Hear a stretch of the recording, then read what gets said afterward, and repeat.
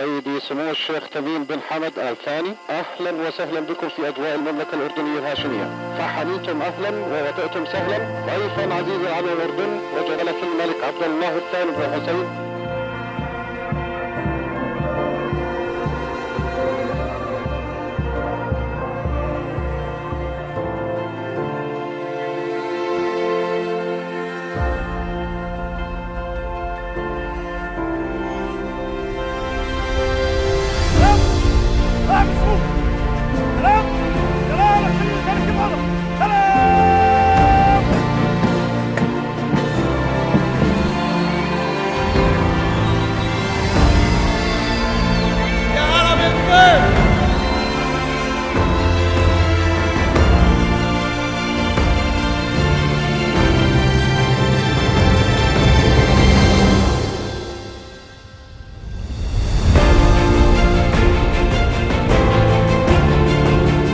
سمو الشيخ أخي العزيز، مرحبا فيك في بلدك الثاني، ونحن معكم مطلق. أي شيء مطلوب من إخوانكم بالأردن نحن معكم بنفس الخندق.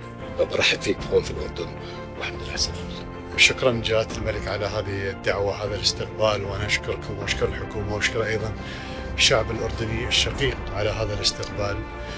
ما في شك أن العلاقات علاقات تاريخية وعلاقات قوية ومتينة، وإحنا سعيدين جدا بتطور هذه العلاقة المستمر. فشكرا أخي العزيز على هذه الدعوة، وإن شاء الله دائما يعني نشوفك على خير وعلى الشعب الأردني الشقيق بالخير إن شاء الله.